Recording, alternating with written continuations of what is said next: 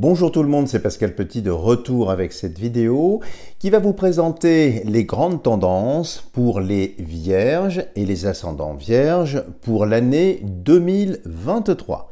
Alors bien sûr, c'est un tirage général qui peut-être ne vous correspondra pas, c'est pourquoi je vous invite à visionner ensuite la vidéo relative à votre ascendant. Alors, pour cette année, comme pour les autres signes, je vous propose ce que j'appelle un taroscope, c'est-à-dire le mariage entre les 12 maisons solaires de l'astrologie traditionnelle, avec la charge symbolique qui va sortir dans chacune de cette maison, une arcane majeure et une arcane mineure.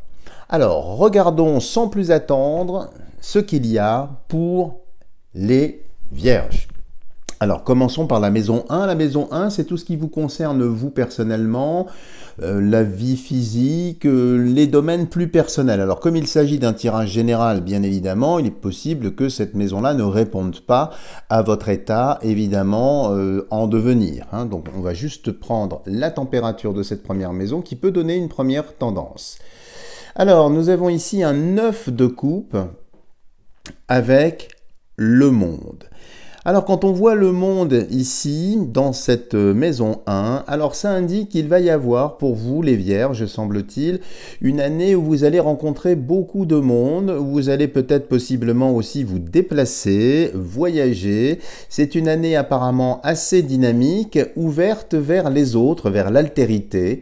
Alors avec le 9 ici de coupe, ça peut indiquer que vous avez dans votre bagage, dans votre parcours de vie, des amitiés qui peut-être vous ont déçu ou peut-être ne sont pas à la hauteur de ce que vous espériez.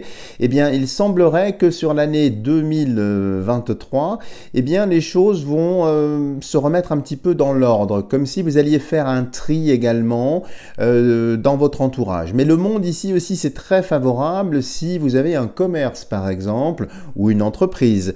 Ça indique que vous allez commencer à être connu, il y a une forme de notoriété, vous touchez une nouvelle clientèle, le chiffre d'affaires se développe, donc ça c'est plutôt heureux, notamment si vous avez des liens avec l'étranger. Il y a un côté étranger ici très très fort pour les vierges en maison 1. Ça peut indiquer des déplacements assez réguliers également à l'étranger. C'est aussi sur de longues distances, comme si, ça me donne vraiment cette impression-là, vous recommenciez à vous déplacer, vous recommencez à voyager. Et ce, le monde, donc possiblement dans le monde entier, bien évidemment. Donc c'est plutôt bien. Et puis au sens général également, le monde, ça montre une année où vous allez avoir aussi de l'autre côté, pas mal de sollicitations du monde extérieur, pas mal d'opportunités aussi, que ce soit sur le plan affectif, sur le plan professionnel. C'est une année qui bouge et c'est, je dirais, votre environnement qui bouge. Voilà pour la maison 1. Alors, nous enchaînons avec la maison 2. Donc, la maison 2, c'est tout ce qui concerne la vie financière, les biens matériels, immobiliers, ce genre de choses, au sens très large. Alors, regardons ce qui ressort ici. Donc, vous avez déjà un 3 de denier avec la lune. Alors, la lune sur le côté financier ici, ça indique l'épargne. Et je pense que dans l'année 2023, eh bien, il y aura beaucoup d'interrogations sur l'emploi d'une épargne, l'utilisation de cette épargne. Comment est-ce que vous allez l'utiliser? Alors ici, ça indique qu'il va y avoir des sorties de fonds, il va y avoir des investissements. Alors, c'est un 3 de denier, donc ça va être un petit peu morcelé. C'est pas quelque chose de très cohérent, comme si vous devez faire un investissement, il ne va pas être placé à un seul endroit, mais c'est multipolaire, si vous voulez. Enfin, je sais pas si je suis très clair en disant ça. Donc, s'il y a des investissements avec la Lune, c'est très favorable ici, mais il ne faut pas mettre tous les œufs dans le même panier aussi. Alors, autre hypothèse, puisque nous sommes dans un tirage général ici aussi, si vous étiez dans une forme d'indigence, si vous aviez des découverts à la banque ou une situation un petit peu fragile d'un point de vue financier ici, ça reste quand même assez fragile, ça reste un petit peu précaire. Alors, il y a ici l'annonce peut-être de petite solution, peut-être de bricolage, il faut dire les choses, c'est un 3 de denier ici, mais les choses, si vous voulez, il faut rester quand même prudent hein, sur la vie financière. Et dans les investissements aussi, la Lune réfléchit le Soleil, hein, ça n'est pas le Soleil. Alors la Lune est traditionnellement, comme vous le savez, associée au métal argent, notamment en alchimie, tandis que le Soleil c'est l'or. Donc c'est amusant parce que c'est dans la maison 2, l'argent. Donc ici c'est plutôt bien, vous allez vers quelque chose de mieux, mais attention, il faut quand même savoir raison garder, ne pas trop rapidement bourse délier pour tout et n'importe quoi. Attention, si vous avez des tendances à être un petit peu panier percé, vous pourriez, au cours de l'année 2023, vous retrouver dans des situations parfois inconfortables. Donc c'est juste une petite alerte qui sort ici. Mais globalement, c'est pas mal. Nous poursuivons avec la maison 3. Alors la maison 3, c'est tout ce qui vous entoure. Généralement les frères, les sœurs, si vous en avez, les amis, les confidents, les proches, et aussi dans certains cas, tout ce qui est message, écrit, ce genre de choses. Alors, qu'est-ce que vous avez ici? Vous avez un as de denier. Ben, dites donc, que d'argent, c'est bien ça. Avec ici la justice. Alors, la première lecture ici en maison 3 par rapport à la justice, ça peut faire un lien avec une affaire juridique dans laquelle vous êtes peut-être engagé. Si vous avez lancé un procès ou si vous-même vous faites les frais d'un procès ici, les choses s'inversent un peu. Si vous subissez un procès, vous serez blanchi, mais par contre, financièrement, je pense que l'argent devra sortir. On reste encore ici dans la dominante lunaire que nous avions vue précédemment. Donc, si vous êtes soumis à un procès, bah, c'est pas très très heureux d'un point de vue financier. Maintenant, d'un point de vue stricto sensu juridique, vous êtes blanchi. À l'inverse, cette fois-ci, si c'est vous qui initiez un procès, quelle que soit l'instance, là c'est plutôt très très heureux ici, parce que bah, vous allez avoir, semble-t-il, gain de cause. Hein. Alors, comme ça sort dans la maison 3, dans la sphère amicale, dans l'entourage, ça peut être aussi avec les voisins, ça peut être aussi avec les amis. Attention aussi, si vous avez prêté de l'argent à des amis, il y a quand même la lame de la justice. Donc, je ne dis pas qu'il faut vous méfier des amis, mais il faut quand même faire les choses proprement pour éviter des dérives, puisqu'il y a la lune qui ruisselle en quelque sorte ici sur la justice. Donc voilà ce que l'on peut dire dans les amis. Et puis ici aussi, il y a une certaine justice, c'est le cas de le dire, dans votre entourage. Donc vous allez peut-être peser le pour et le contre, peut-être sortir de certaines amitiés qui n'étaient peut-être pas favorables pour vous, et donc rééquilibrer les choses. C'est plutôt sage, c'est plutôt heureux.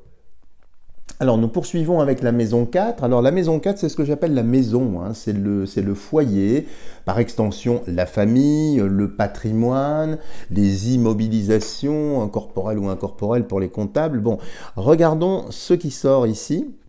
Alors, vous avez ici un 10 de denier, décidément, que d'argent, puis ces fonctions croissantes des cartes. Hein. Vous aviez un 3, ensuite un as de denier, là un 10 de denier. Très bien, avec ici l'amoureux. Alors, l'amoureux, encore une fois, ici, ça peut indiquer, c'est une très bonne chose, que vous allez rencontrer l'amour. Alors, c'est pas la maison 5, hein, on la verra un petit peu plus loin, qui traditionnellement est rattachée à l'amour, mais ça peut indiquer une histoire de cœur qui a démarré dans les années précédentes, peut-être possiblement en 2022, et qui là viendrait se concrétiser, et il y a un projet en commun, il y a une forme d'installation, de vie commune, d'investissement en commun. Donc le foyer, eh bien, s'étoffe de nouvelles têtes, de nouvelles personnes. Ça, c'est exactement pour une famille recomposée. Donc si vous êtes dans cette dynamique-là, eh bien, il va y avoir effectivement, semble-t-il, des familles qui se recomposent, des enfants qui reviennent, d'autres qui partent. Donc c'est très très dynamique ici et très positif sur le foyer. En termes de patrimoine ici, ça peut indiquer également des papiers qui vont être faits dans l'optique éventuellement d'un héritage, d'une transmission. Enfin, les papiers sont mis en ordre ordre ici. Et encore une fois, ce qui est une très bonne chose ici, si vous faites des investissements, là je fais un rétropédalage sur la maison 2, dans la maison financière, eh bien vous allez, en tout cas c'est ce que vous recommande ici le jeu, veiller à une certaine équité, à un certain équilibre, on l'avait vu avec justice aussi. Donc c'est très bien pour le foyer ici. Et puis il y a de l'argent aussi qui arrive dans le foyer. Alors, soit ça vient d'un procès, comme on l'a vu précédemment, ça peut venir également d'autres sources, ça peut venir de la famille, ça peut venir également d'un héritage, voire plus rarement, mais sait-on jamais, au jeu. Donc il y a de l'argent qu'on vous doit, que l'on vous devait, je vais le mettre au passé, et qui a tendance bien, à être payé. Mais ici, comme c'est un 10 de denier, ça peut être en partie seulement, c'est-à-dire ça vient, ça se libère, les fonds se libèrent, mais c'est peut-être par épisode. Voilà ce qui ressort ici. Alors nous allons enchaîner tout de suite avec la maison 5. La maison 5, c'est la maison des amours. C'est la maison des rencontres et puis aussi la maison des enfants, si vous en avez ou si vous souhaitez en avoir. Alors, qu'avons-nous ici ? Alors ici, il y a le 6 d'épée. Alors autant vous le dire tout de suite, c'est pas très bon le 6 d'épée. C'est pas une lame extraordinaire sur les amours. Hein. Ça traduit aussi la maladie au fait, hein, la maison 6. Hein. Donc c'est... pardon, la maison 5, qu'est-ce que je raconte? La maison 5. Donc non, on est bien sur... Pardonnez-moi, je gâtouille. Donc la maison 5, c'est bien sur les amours. Donc c'est pas brillant ici. Mais ici, qu'est-ce qu'on voit? On voit le diable. Alors le diable, évidemment, c'est un menteur, c'est un tricheur. J'ai pas besoin de vous présenter ce personnage. Je pense que vous le connaissez. Il y en a plein au gouvernement. Bref, tout ça pour vous dire que sur les amours, attention, danger.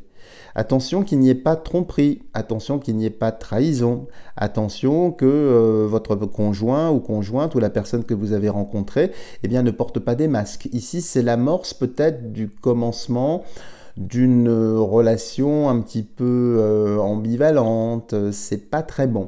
Si vous êtes célibataire, alors soyez prudent ici, il va y avoir des rencontres, hein, des rencontres très très magnétiques, hein, puisque ce personnage ici est très magnétique, très séduisant, donc il sait comment en jouer pour vous attirer un petit peu dans ses chaînes, dans ses filets ici, mais avec ici le 6 d'épée, ça peut être des pervers narcissiques ou des gens pas très très heureux, donc prudence sur vos amours. Il va y avoir du mouvement, ça avec le diable c'est certain, mais peut-être pas du meilleur tonneau. Hein. De même, si vous êtes dans une relation affective avec quelqu'un, prudence, observez bien ce qui est en train de se passer, comme s'il y avait une forme possible de duplicité, c'est-à-dire la personne est avec vous, mais en même temps regarde soit le rétroviseur du passé, soit carrément le pare-brise dans une autre direction. Donc prudence ici sur les amours. Et puis, comme nous sommes ici en maison 5, il y a une indication très très forte ici sur un attachement peut-être un petit peu psychorigide, ou attention à la dépendance affective, attention de ne pas faire perdurer une relation amoureuse qui finalement ne serait pas véritablement pour vous, parce que vous êtes enfermé, c'est le cas de le dire, ou ligoté, c'est pas très bon. En tout cas ici les amours ressortent avec une certaine puissance, mais un petit peu contrastée, hein, autant vous le dire ici. Nous poursuivons avec la maison 6. La maison 6, c'est tout ce qui s'impose à nous. C'est la maison des obligations. Alors c'est le travail, c'est aussi la santé, c'est aussi toutes les choses un petit peu matérielles, puisque nous sommes dans la partie basse, hein, ici du jeu, et qui s'imposent à nous en règle générale. Donc ça peut aller dans toutes les directions. Je vais essayer de tirer le bon fil général. Qu'est-ce que nous avons ici? Alors, il y a un roi de bâton ici. Donc ça, c'est carrément en lien avec votre employeur, hein, ou les personnes qui vous rémunèrent. Et ici, la papesse. Alors, il y a du bon et il y a du moins bon, ça dépend un petit peu des situations. Si vous êtes salarié d'une entreprise, ici, alors il y a un appui de la part de ce roi de bâton, mais qui peut aller dans une forme d'excès. C'est-à-dire, faire attention de ne pas prendre des vessies pour des lanternes, de ne pas tout croire ce qu'on va vous dire. Parce qu'ici, il pourrait y avoir l'amorce d'une proposition, une proposition peut-être de promotion, mais qui me semble être un petit peu bancale. Attention à ça, regardez bien le personnage ici, il a une couronne métallique, mais aussi un chapeau. Il y a une double couronne, hein. Généralement, on représente même ici des masques que l'on ne voit pas sur cette iconographie parce que j'ai pris Oswald Wirth ici, mais prudence sur tout ce qu'on va vous annoncer. Essayez de bien rester spectateur des événements, de bien analyser, ne foncez pas bille en tête comme ça, parce que je pense que vous auriez des déceptions. Alors, en ce qui concerne maintenant la partie si vous cherchez un travail, alors là, c'est plutôt positif pour vous. Il y a des recherches, hein, avec ici la papesse que vous allez mener, et vous allez finir par trouver quelque chose, mais il y a un mois qui sort, c'est plutôt vers le mois d'avril-mai. Avant cela, vous risquez peut-être un petit peu de vous voir opposer des non-réponses ou bien carrément on vous fait lanterner pour rien du tout. Mais il y a quand même l'amorce ici vous allez trouver un autre emploi, hein, j'ai pas d'inquiétude. Très positif aussi si vous lancez une activité, si vous vous mettez à votre compte et que vous ouvrez, je sais pas, un cabinet, une entreprise, une société. C'est une très bonne chose ici, le tirage vous est favorable. Attention à la partie toutefois réglementaire, à la partie administrative. Ne bâclez pas les choses, cette partie-là, parce que ça pourrait vous rattraper par la suite. Bon, c'est un détail ici. Et puis sur la santé, attention à toute la partie, il y a deux choses. La partie inférieure du corps, hein, donc depuis le bassin jusqu'aux pieds, il peut y avoir certaines faiblesses dans la colonne vertébrale également. Et puis pour la dominante ici qui sort avec la papesse, attention à tout ce qui est fluide, tout ce qui est sanguin, retour veineux, notamment dans les jambes, tout ce qui est cœur également, il peut y avoir une petite arythmie, et puis l'aménorrhée pour vous mesdames qui peut être un petit peu chamboulée. Hein, ça peut annoncer aussi, pour certaines personnes, eh bien, l'entrée en ménopause, avec des petits désagréments. Alors, je brasse large, hein, désolé, parce que c'est un tirage général, bien évidemment. Alors, nous poursuivons avec la maison 7. Alors, la maison 7, c'est traditionnellement la maison du couple, du conjoint, mais aussi des associations, si vous avez une société, ce genre de choses. C'est tout ce que vous donnez en fait aux autres, hein, quels que soient les autres en question. Alors, qu'est-ce qu'il y a ici? Il y a un 9 de denier et il y a un pendu. Alors là, c'est quand même assez contrasté. Alors, je vais prendre une première hypothèse. Donc, si vous êtes effectivement en couple, il y a quelque chose ici qui stagne. Quelque chose qui s'arrête, je dirais presque une force de l'habitude. Il n'y a plus vraiment la passion amoureuse ici. Il faudrait veiller sur l'année 2023 à remettre une bûche dans le feu de l'amour, à refaire partir un petit peu peut-être la libido, peut-être simplement les échanges avec votre partenaire. Parce que là, on dirait que le ou la partenaire se bloque, n'avance plus. Et vous allez devoir prendre l'initiative, faire bouger un petit peu les lignes pour que les choses avancent. Ça, c'est la première hypothèse. Maintenant, si vous êtes en instance de divorce ou si vous pensez au divorce, ça va être encore une année assez difficile pour appuyer sur le bouton stop. C'est pas pour ça que vous n'y arriverez pas, mais vous voyez à la partie financière ici, il y a un enjeu à bien mesurer sur la décision que vous allez prendre. Donc, c'est pas impossible qu'il y ait effectivement un divorce, mais attention aux conséquences financières. On avait vu déjà les dominantes lunaires ici. Donc, si vous êtes dans ce cas-là et qu'il y a des enfants, la lune c'est la maman, la maternité, etc. Donc par extension, attention à ce que les paiements des pensions alimentaires, des soultes éventuels soient bien payés si vous êtes dans cette configuration-là. Et si vous êtes célibataire et que vous recherchez l'amour, on avait vu le diable ici que je n'aime pas beaucoup, et on voit ici le pendu. Donc là, ça indique quand même, si vous êtes célibataire, des déconvenus, des rencontres qui vont vous décevoir, des choses pas très heureuses, tout au moins à cette partie-là du jeu, ça va peut-être s'éclaircir par la suite, donc soyez quand même assez vigilants avant d'ouvrir la porte de votre cœur au premier venu. Alors nous allons continuer avec la maison 8. Donc la maison 8, c'est la maison des métamorphoses, des transformations, parfois des décès, de la mort, de ce genre de choses. Donc c'est une maison, c'est un petit peu comme la maison 6, mais si vous voulez, d'un point de vue un peu plus spirituel, un peu plus moral aussi. Alors qu'est-ce qu'il y a ici? Nous avons un bâton, un as de bâton. Ça c'est plutôt heureux parce que ça indique effectivement des événements inattendus qui vont venir un petit peu de tous côtés, mais avec la possibilité de saisir ce bâton, donc de saisir la balle au bond, de répondre, de faire des choses. Donc beaucoup d'imprévus aussi qui vont venir. Alors ici, avec le mat ou le fou, qui est une lame évidemment de transition, eh bien c'est une maison qui va être assez dynamique. Il va y avoir des bonnes et de moins bonnes surprises ici. Alors, ça peut indiquer également, malheureusement, quelqu'un dans votre entourage familial, possiblement, qui tomberait malade. Mais là, ce serait un petit peu quelque chose de nouveau. Alors, je ne vais pas faire de lien avec ce que vous imaginez, hein, bien évidemment, il s'agit d'un bâton et pas d'une épée ici, mais on peut quand même ici y penser. Et puis, il peut y avoir aussi un coup de tête. Vous pourriez aussi décider sur un coup de tête de faire quelque chose que vous seriez amené par la suite à regretter. Attention à la vie financière encore une fois, parce que les maisons se répondent ici aussi. Attention à la vie affective.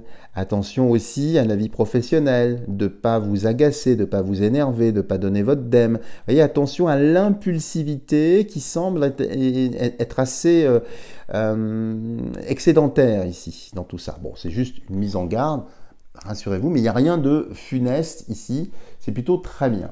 Alors, la maison 9 qui fait un lien généralement avec les affaires juridiques, avec aussi l'étranger, l'enseignement, ce genre de choses. Donc un deuxième as, bravo, bravo pour vous les vierges, c'est bien d'avoir deux as.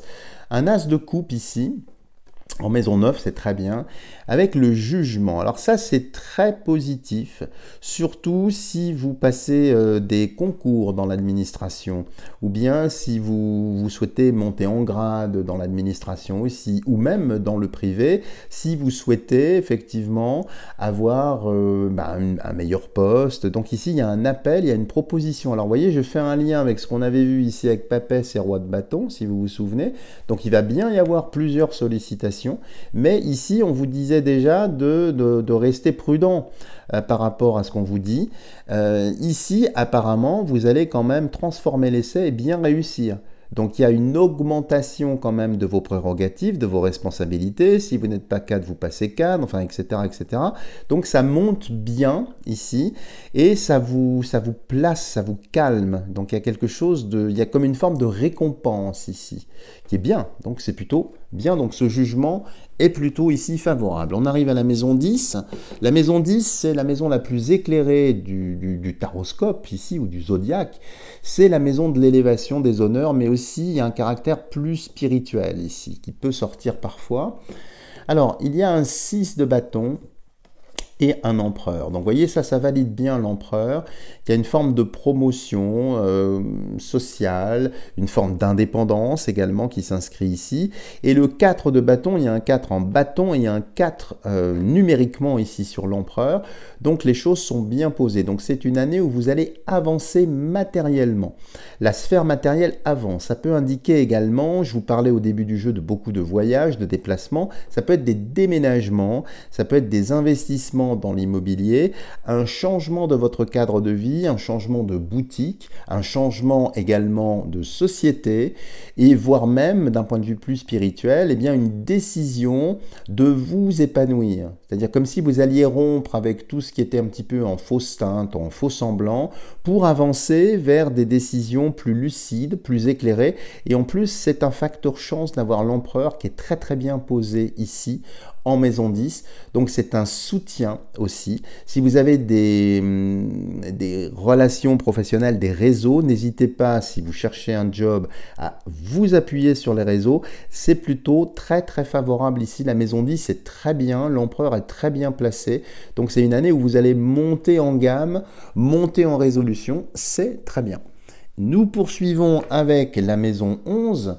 Alors la maison 11, c'est un petit peu beaucoup de choses, c'est un petit peu vos espoirs, les amis, la politique, la publicité, tout un tas de choses. Donc c'est un petit peu une maison particulière. Alors vous avez ici un 4 de coupe et un ermite. Alors c'est très bien dans cette maison 11 ici d'un point de vue spirituel. Ça montre bien que c'est le thérapeute, hein, c'est l'introspection. Donc il y a une introspection qui a sans doute débuté les années précédentes. Et là, vous arrivez à une forme de palier. C'est-à-dire, je pense, ça peut être la fin d'une thérapie ou quelque chose que vous dépassez, quelque chose qui vous retenait jusqu'à maintenant, eh bien vous franchissez l'obstacle, si obstacle il y avait, ou limitation il y avait. Hein. Donc ça, c'est très positif. De même, d'un point de vue spirituel, il y a clairement ici une avancée. C'est l'ouverture du cœur dans cette maison-là. Donc c'est très très bien posé. Et le 4 de coupe, ça indique effectivement un équilibre émotionnel au nord, sud, est, ouest, hein, où les 4 principes chaud, froid, sec, humide, enfin je vous la fais rapidement ici. Et donc la sphère émotionnelle qui était peut-être un petit peu en berne chez vous, qui était un petit peu fragilisée, eh bien au contraire, elle s'équilibre ici. Donc vous allez vers une meilleure maîtrise de vous-même, de vos émotions, et puis surtout de la parole. C'est aussi la maison de la parole, donc vous allez peut-être vous exprimer plus librement, plus sincèrement, dire les choses véritablement en pensant ces choses-là, hein, c'est-à-dire dire oui en pensant oui, dire non en pensant non. Donc c'est une affirmation, mais qui vient de l'intérieur ici. L'ermite, hein, c'est quand même un sage, c'est quand même quelqu'un qui navigue à l'intérieur de lui. Et très bien si vous êtes en thérapie. Pareil, si vous êtes effectivement en analyse ou bien en forme de thérapie, et bien là, vraiment, c'est la même chose, vous franchissez une étape. Je remets la maison 10 un peu plus haut, et nous terminons avec la maison 12. Alors la maison 12, on l'aime pas trop parce que c'est la maison des épreuves, tout ce qui bloque, les maladies graves, les choses qu'on n'aime pas trop regarder, donc on va regarder subrepticement quand même ce qui sort. Mais comme c'est un tirage général, j'aurais peut-être pas plus de biscuits. On va voir ce qui sort en maison 12. Alors 2, 4, 6. Le 6 en denier, attention aux dépenses. Et ici, alors elle fait peur celle-là, ça peut indiquer que dans votre famille, eh bien malheureusement, on l'avait pressenti ici en maison 8, hein, aussi si vous vous souvenez, il peut y avoir des décès ou des accidents aussi, des choses brutales. Mais ce que ça indique ici au point de vue maladie, c'est plutôt, vous voyez, tout ce qui est lié au squelette, aux articulations.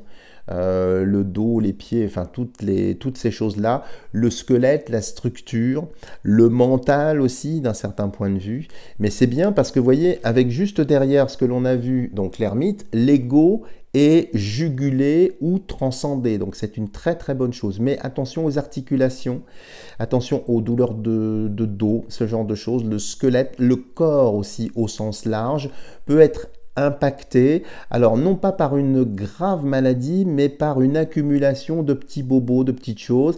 C'est pas grave, mais ça indique aussi une transformation intérieure, quelque chose de très fort, de très puissant, mais avec le 6 de denier qui est une valeur qui sort. Donc il y a quelque chose qui va sortir de vous, une forme de poison ou je ne sais pas, j'ai pas plus d'éléments à ce niveau-là, et il y aura sans doute des interventions peut-être chirurgicales pour vous soulager. Voilà les amis, si vous avez aimé cette vidéo, n'hésitez pas à me lâcher des tonnes de petits pouces en l'air.